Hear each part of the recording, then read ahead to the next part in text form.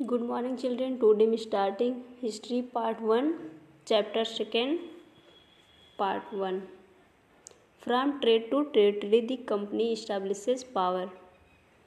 आप देखेंगे कि ब्रिटिशर्स यहाँ पे किस तरह से आए थे अपनी कंपनी को इस्टेब्लिश करने के लिए ट्रेड एंड टेरिटरी के क्षेत्र में। Aurangzeb was the last of the powerful Mughals rulers. Aurangzeb जो थे ये मुग़ल एम्पायर के सबसे पावरफुल मुगल्स रूलर रहे थे। He establish control over a very large part of the territory that is now as India. इन्होंने इंडिया के काफ़ी पार्ट पर अपना हक जमा लिया था। आफ्टर हिज डेथ इन 1707 इनके डेथ के बाद जो है इनका डेथ जो है 77 में हुआ था। Many Mughals governor subedar and big zamindar began asserting their authority and establishing regional kingdom. अनेक मुगल्स गवर्नर जिनको सूबेदार कहा जाता था और बड़े जमींदार जो थे इन्होंने अपनी अथॉरिटी को एजर्ट करना स्टार्ट कर दिया था और उन्हें जो है रीजनल किंगडम को इस्टेब्लिश करना शुरू कर दिया था यहाँ पे। तो जब देखिए यहाँ पे जो यहाँ के सूबेदार जो थे ये जब वीक पड़ गए थे तो इन्होंने यहाँ पे जो है अपनी अथॉरिटी को एजर्ट कर लिया और वहाँ पे अपना एक किंगडम मतलब रीजनल किंगडम को इस्टेब्लिश कर लिया था। As powerful regional kingdom emerge in various part of India. Powerful regional जो थे ये इंडिया के विभिन्न पार्ट में ये किंगडम जो था ये इमर्ज हुआ है। Delhi could no longer function as an effective centre. Delhi जो है अब उतना इफेक्टिव सेंटर की तरह कार्य नहीं कर पाता था। By the second half of the 18th century however a new power was emerging on the political horizon the British.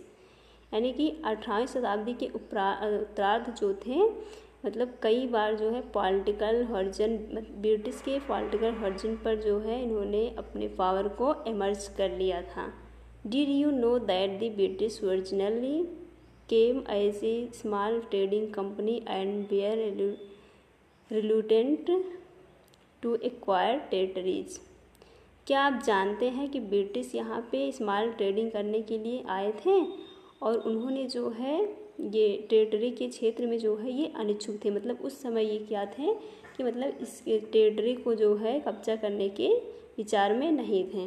How then did they come to be masters of a vast empire.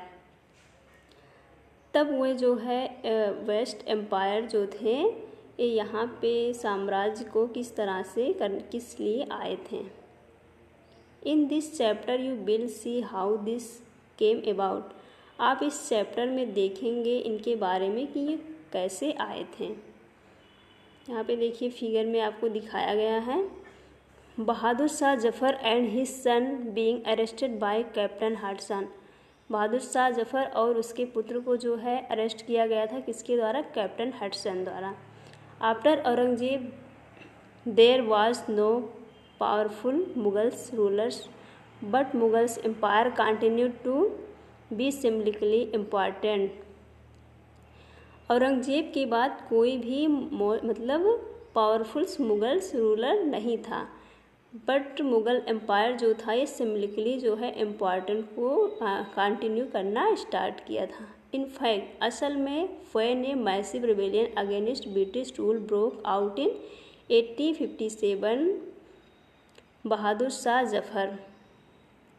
इसमें देखिए असल में जब massive rebellion हुआ था किसके against हुआ था, 1857 में ब्रिटिश के अगेंस्ट जब मैसिव रिबेलियन हुआ था तो उसमें Bahadur Shah Zafar the Mughals empire at the time was see as the natural leader. उस समय मुगल्स एम्पायर के जो थे ये मुगल्स नेचुरल लीडर्स थे। Once the revolt was put down by the company, और कंपनी ने जो है उस बार जो है उसको रिवोल्ट को पुट डाउन करने के लिए कहा। Bahadur Shah Zafar was force to leave the kingdom. Bahadur Shah Zafar से फोर्सफुली कहा गया कि जो है आप किंगडम को छोड़ दें। And his son bear shot in cold blood, और उनके बेटे को जो है उसमें मार दिया गया।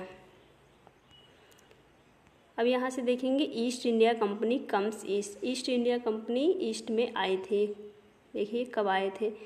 इन 1600 the East India company acquired A charter from the rulers of England queen Elizabeth one. इसमें 1600 में जो है यहाँ पे इंग्लैंड की क्वीन एलिजाबेथ वन ने एक चार्टर दिया था, यानी चार्टर का मतलब होता है रिटन परमिशन दिया था। Granting it the sole right to trade with the east, मतलब उन्होंने उसमें लिखा था कि जो है आप ईस्ट पे जो है केवल अकेले ट्रेड करेंगे, मतलब कर सकते हैं। This meant that no other trading group in England could compete with the East India Company. इसका मतलब यह है कि जो है ईस्ट इंडिया कंपनी के साथ कोई अदर इंग्लैंड का कोई अदर ट्रेडिंग ग्रुप इससे कम्पीट नहीं कर सकता है। With this charter the company could venture across the ocean looking for new lands from which it could buy goods at a cheap price and carry them back to Europe to sell at higher prices. इस charter में company ने एक venture ocean across को कि मतलब इसमें कर सका था। इसमें आप देखेंगे कि जो है जो मतलब सस्ते दामों पर ये लोग के चीज़ों के क्या करते थे, यहाँ से बाई करते थे और महंगे दामों पर इसको यूरोप में ले जाके यहाँ से बेचते थे, सेल करते थे। The company did not have to fear competition from other English trading companies. यहाँ पे ये कंपनी जो है ये मतलब दूसरे इंग्लिश ट्रेडिंग कंपनी के कंपटीशंस के नहीं डरती थी। Mercantile trading companies in those days made profit primarily by excluding competition so that they could buy cheap and sell dear. Mercantile trading company जो है ये इससे जो है कंपटीशन के बिना प्रॉफिट जो है उनसे जो है अधिक प्रॉफिट वो कर लेते थे। So that they could buy cheap and sell dear, इसलिए वह जो है सस्ते दामों पे जो है उसको बाई करते थे और वहाँ से वो महंगे दामों पर बेचते थे। तो इससे जो प्रॉफिट होता है हम इसको क्या कहते हैं, मर्केंटाइल ट्रेडिंग कहते हैं। The royal charter however could not prevent other European powers from entering the eastern markets. Royal charter में कई बार जो है other European powers eastern market में जो है प्रवेश करने से उनको नहीं रोकते थे। By the time the first English ship sail down the west coast of Africa, जब पहली बार जो है इंग्लिश की जो है शिप को यहाँ पे अफ्रीका के वेस्ट कोस्ट में सेल डाउन किया गया था। Round the cap of good hope, मतलब यह जो है सबसे अच्छा जो है एक किरण था। And cross the Indian Ocean, और इंडियन ओशियन में जो क्रॉस किया गया था। The Portuguese had already established their presence in the western coast of India. Portuguese जो थे ये पहले से ही इंडिया के वेस्टर्न कोस्ट में अपने प्रेजेंस को इस्टेब्लिश कर लिए थे। And had their base in Goa, और गोवा में अपने बेस को भी। In fact, it was Vasco da Gama, a Portuguese explorer, who had discovered this sea route to India in 1498.